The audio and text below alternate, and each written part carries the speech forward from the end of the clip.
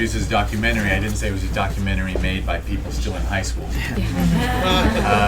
But that was a documentary about shooting violence from the perspective, in a lot of ways, of this generation that's dealing with it. And I don't want to say anything beyond that, just talk, because it's, I'm a grandparent. It makes me really mad that we have this problem and that it's your problem.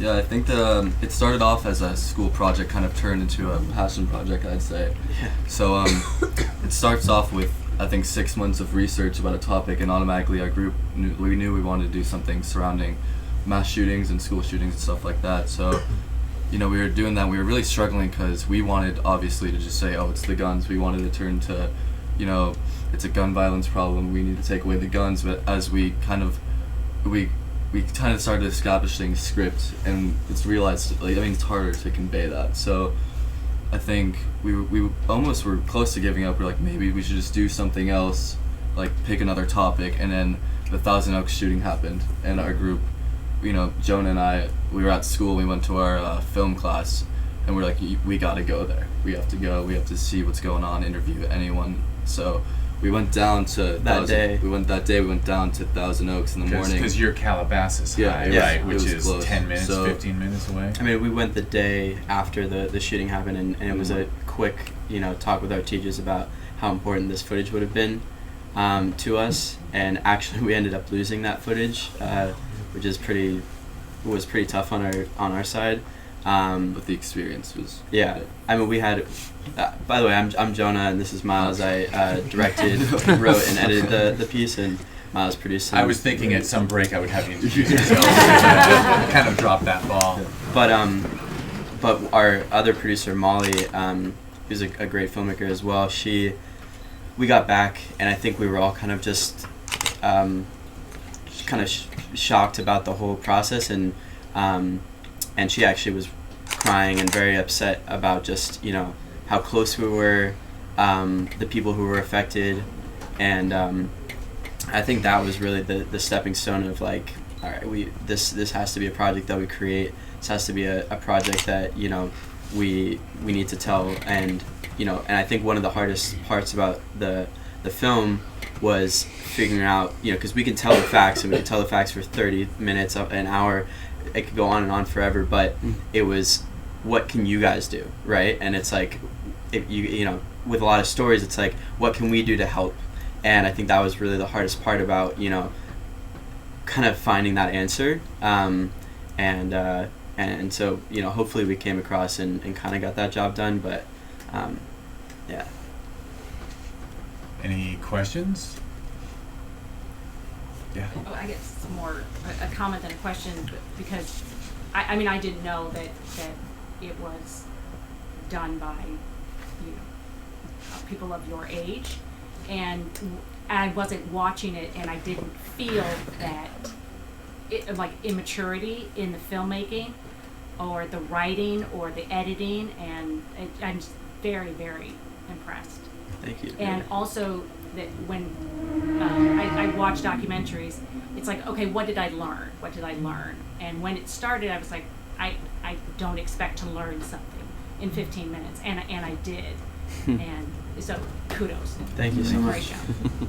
Yeah, I don't think it's fair to announce in advance that it's made by people still in high school. Yeah, I mean, I think if anything, this topic applies so much more to just our generation of kids and stuff. And we sit in class every day and we see the news stories of, oh, there's a shooting here and there's a shooting here, and being a senior in high school, you like tend to turn your head back a little more. Or you think about what's happening. It's very shocking to kids our age and the next generation. I think that one of the scariest things too is it's like, hearing the fire drill go off at school and stuff like that, and it's just like, who knows, like, is it safer to be in a class where your class could burn down, or could this be some big trick and there could be someone who is ready outside of your school and stuff like that. So it's been tough, I think, on the school, but I'm forgetting his name. Marty Friel. Yeah, Marty Friel, who is like our dean of safety for our school district. he actually does a really good job at, you know, making us feel very safe, you know, in our classrooms and stuff like that. And you know, I think our school, again, especially last year when we were making this project, it was like, you know, lots of words of wisdom and how to feel safe, because you know the last thing you want is to feel unsafe at school. And again, I think, you know, there was a lot of footage that we found that really helped us as well. But you know, all the interviews that we conducted were, I mean, I was just so grateful that people were really able to open up, because that was kind of our biggest, you know, worry, was that people wouldn't open up enough, and really get into the nitty gritty about, you know, the topic. So we were really grateful for that. Yeah, I think when writing the script, it was kind of hard because it's such almost a taboo like story. Like no one really wanted to talk about, we have this huge epidemic and what are we going to do about it? And I think that kind of drove us to make this film. Yeah. Have you ever, if you did a longer cut, would you have even more interviews? Because I really enjoy the interviews with the people your age, hearing them voice their feelings and thoughts about it. Yeah, I mean, I think if we made a longer version, we'd interview more high school students and how they feel and how they're impacted. Do you want to talk about like the Joe Biden stuff? Oh yeah, so we actually, I've met some people because of the film that are very like, you know, in the political world, and they're friends with Joe Biden. He's talking about, you know, taking on the NRA, so we actually got an interview with him to ask him questions and kind of talk about the film with him. So we're gonna try to make it longer cut. You gonna cut Biden in? Yeah. Well, and also maybe potentially see like see his take on things, and potentially maybe even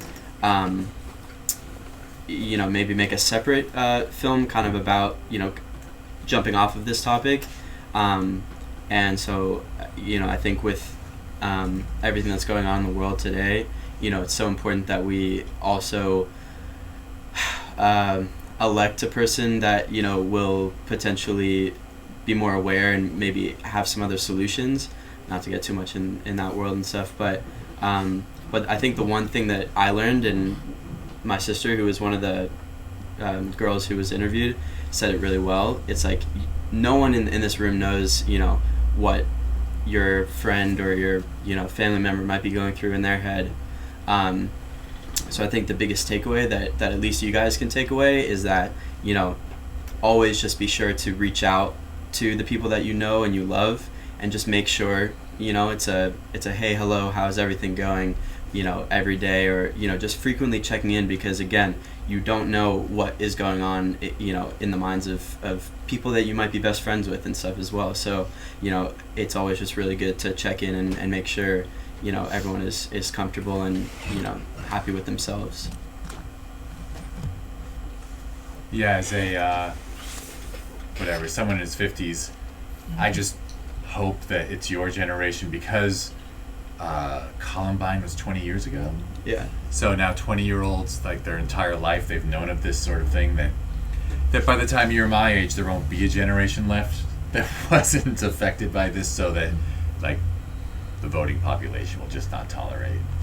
Yeah, I mean, another scary thing is it's been happening so much. I think when we went down to Thousand Oaks that day, the first thing we learned was some of the people that were involved in the Thousand Oaks shooting were also at Vegas. So you got to think about the people who weren't even like necessarily injured or killed at that bar are impacted for the rest of their lives just going out on a normal day. So. Yeah. Is this the first film you guys made? No, actually, I was gonna touch on that too.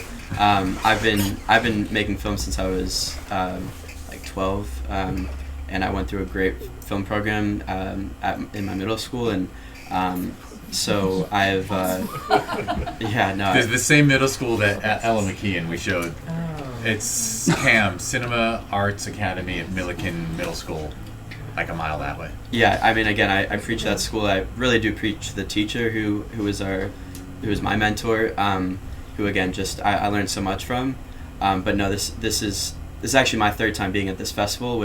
So the past like 2 or 3 years I've had films here, all very different films and stuff. So, but again, I just storytelling again is my way of getting out the messages that I like to tell, because you know, you could go send this film to your friend, and that friend could send it to their mom, whose mom, you know, and it can go all over the place, where, you know, my voice is only so loud. And, you know, I hope that this film is able to get out there and really try to change some lives.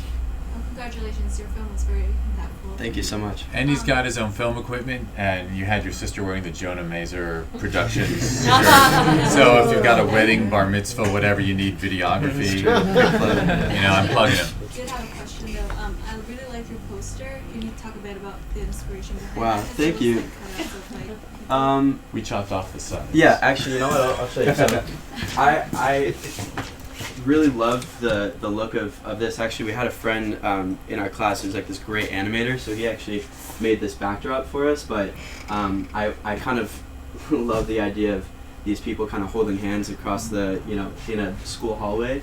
And of course, the touches of red, were really big. I was super proud of creating this myself,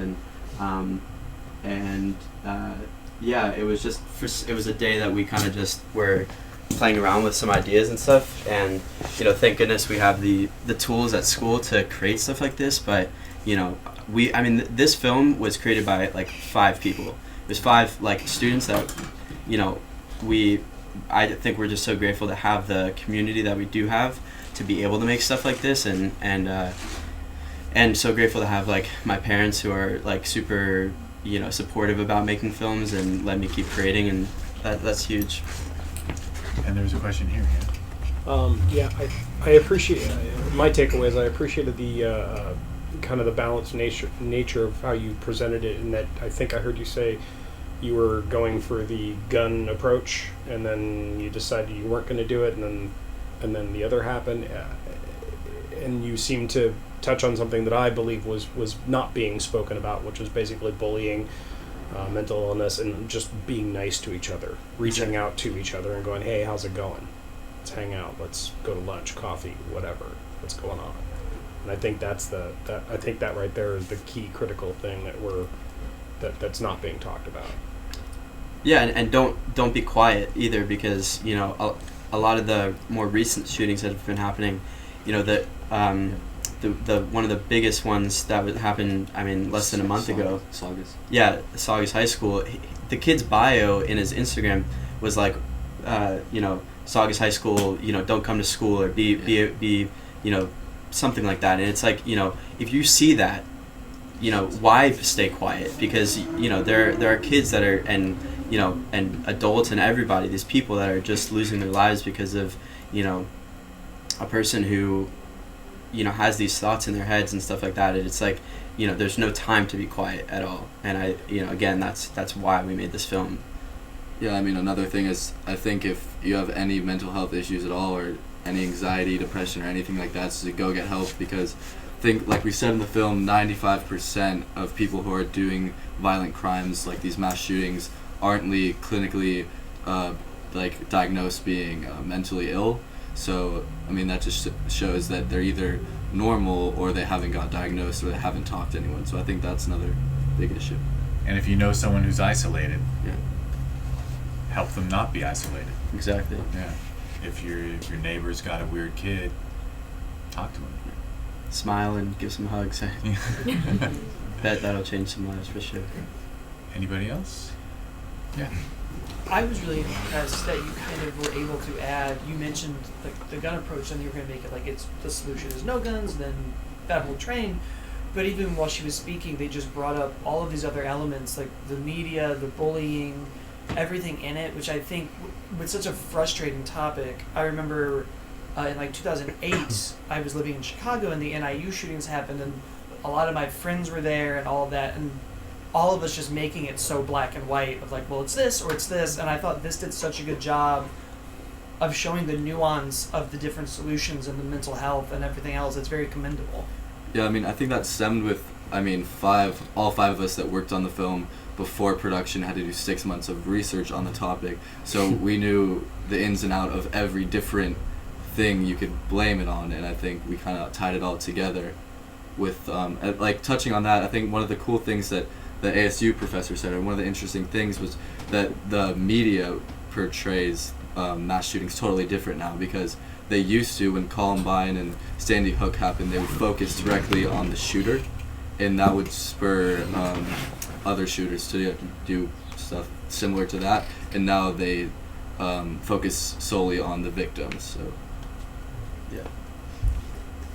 Yeah, I really like when that person spoke about the differences between Canada and like the United States video games, because the politicians nowadays love to blame video games or violent rap songs, and I'm a product of the 80s, and I grew up on Rambo and people like that. But I think and there was bullying back then. I think the only difference now is there was no social media back then. So when I left school, you had a break from the bullying, and now it's just like constant 24/7 across all forms. And so I just thought that was a really good, really nice comparison. Yeah, I still think, I mean, you know, even with the research that we did that really states like it's not necessarily about the video games, I still think there are way too many video games out there that are just all about killing, and I feel like kids will also like kind of take that for granted, like, oh, you know, I could never do something like this, it's just a game, or things like that. And you know, I still personally like view that stuff as like we need to start cutting some of that stuff down. You know, although there are so many other, you know, reasons why these things are happening, but you know, again, I'm not a huge fan of you know, violence in you know, movies is a separate topic, but I think, you know, video games that I can be playing something and I can control what's happening, you know, I think that those numbers can be lowered if we can. That's why I'll be running for president. You have to wait 17 years. Yeah, sure. Yeah. All right, well, thank you so much.